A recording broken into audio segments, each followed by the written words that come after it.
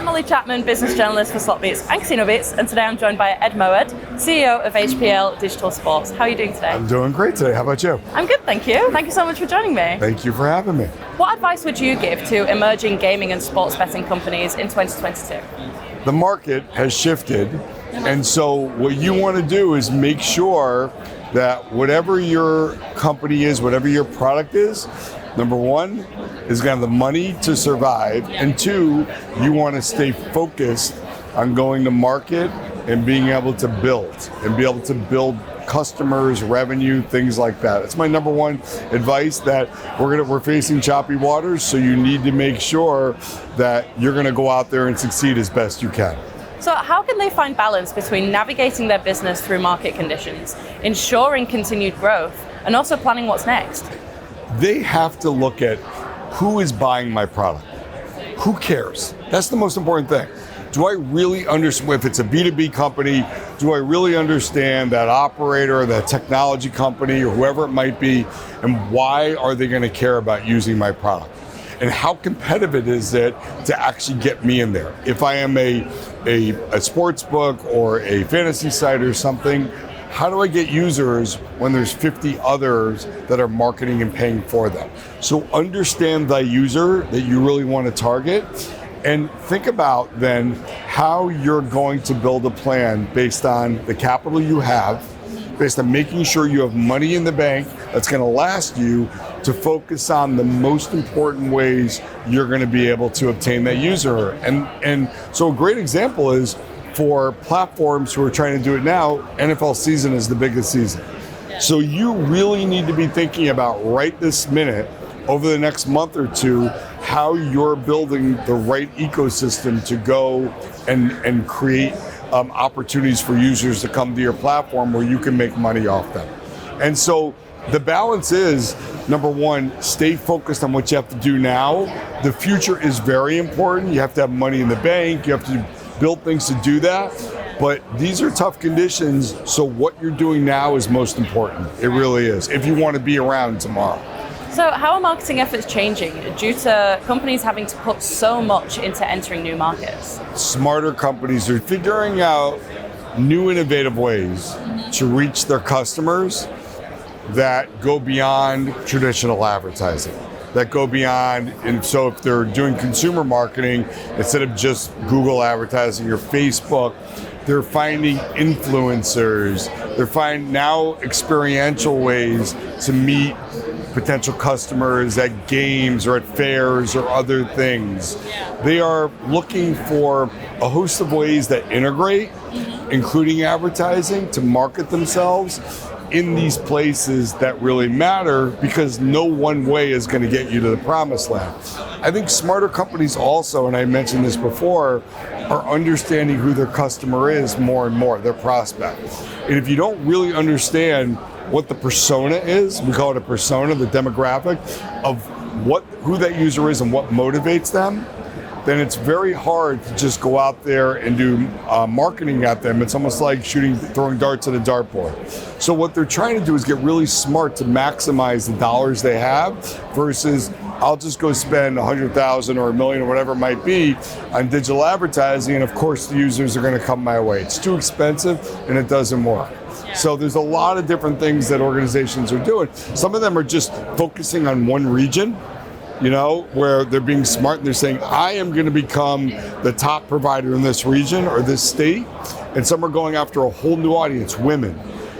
Could be one, women new bettors, because they're saying this is an untapped audience from this. So they're getting resourceful, and we're working with a lot of them to do this type of thing.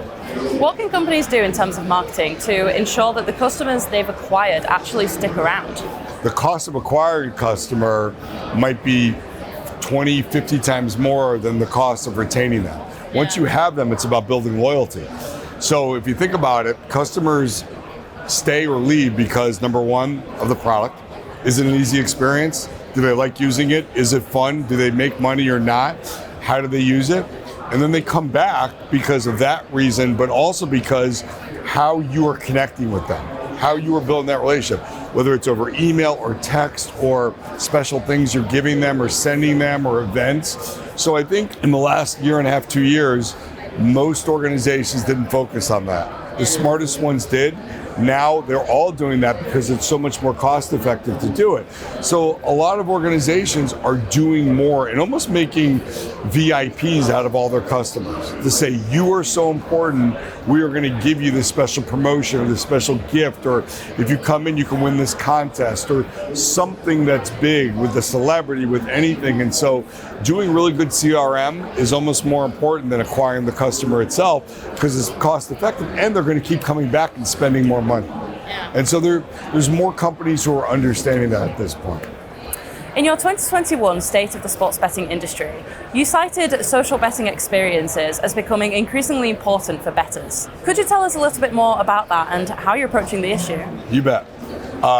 It's only going to become more and more important. And if you think about it, before there were these online sites and apps that allowed you to be social, what happened, I have a 21-year-old, is 6 or 7 of them during a football game would sit on a couch, watch the game, but be on their phones the whole time making bets, and then they'd be social with each other about whether they're winning or not. Right. Now, so all of them wanted to be social, and they want to share, and they want to brag, and they want to get excited, and they want to say, I won this parlay, and I did this, and so forth. So now, what the industry has done through modern technology, and it'll only keep getting better, is there are sites out there that really bring people together where they can learn, they can share their picks, they can brag about their picks, sites even where they can make bets or do fantasy and then talk and huddle up online and do things like that.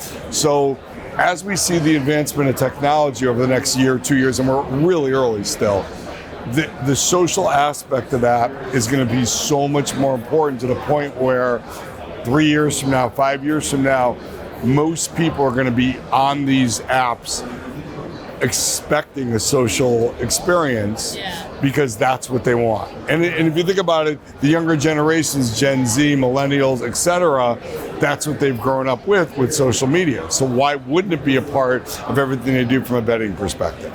Working with Cardinal Sports Capital on an Accelerator Program, could you tell us a little bit about this and what we can expect to see come from it in the long term? Cardinal Sports Capital is a wonderful company. They're our partner. They are a really strategic venture capital and financial advisory firm in the space. We came together because for 2 years, we saw each other working on the same customers and clients, and we saw that we were doing so much help and consulting with these clients in terms of their brand, how they had to market, how they raise money, helping them raise money, that we came together to create this growth accelerator because we knew together we could help companies grow. Yeah. So we've now helped some companies raise money, and now we're working with them as one team. That's the beautiful part about it. It's one team made up of all these skill sets and experiences to look in a completely focused way with blinders on. This company has to go raise this much money, this company has to go find 10 new sports books as customers, and this company has to get this technology, and this company has to hire up these people. We work as a team advising that company to get that stuff done, to bring them a return on their investment, and to make sure they're growing better. So we act as their ultimate consultants, and that's what we do. And so it's a wonderful thing. We love working with them, and together as a team, we're looking at potentially doing this with half a dozen other companies as we keep moving on, and kind of like there's no end game in terms of what we're doing, but we both love helping companies, the right types of companies, the right type of management, the young companies that want to learn, take part in this program, that we're just really excited. The sky's the limit in terms of where we're going. Love that. Thank you so much. I appreciate it. Thank you for your time. So, working with HPL Digital Sport on an Accelerator Program, could you tell us a little bit about it and what we can expect to see come from it in the long term? Yeah, we've got to know Ed and the HPL group a while back when we first sort of jumped into the industry. And we ended up sharing multiple clients. And what we realized quickly on, we weren't competing in any way from a services standpoint. And by coming together and almost creating a one-stop shop, it really is an efficient process and system for these younger companies, these startup companies. So they're not dealing with a PR company, a digital marketing company, someone that's driving their fundraising initiatives, someone that's handling strategic marketing partners. So we feel like from an efficiency standpoint, it's been really good for for these companies, and just the ability to leverage our connectivity, across both Cardinal Sports and across HPL. So really have on top of all the different services, they have really key C-level advisors that can help them, across the world, globally, or through the U.S. And aside from the Accelerator Program, is there anything else that we can maybe look forward to seeing from you in the near future? I think you'll see us sort of take this to the next level. We went into it with a sort of let's put this together and bring it to market and sort of see how the market adapts to it or likes it or embraces it. And we actually have more inbound calls than we do outbound calls. I think that you'll see us probably get a little bit more aggressive as a group on companies that we like from a finance standpoint. And just, I guess, providing some of these companies that we're working with the ability to strike major partnerships across sports, media, rights holders, teams, right, to really accelerate the growth of those companies. So I think you'll see a lot more of that from us.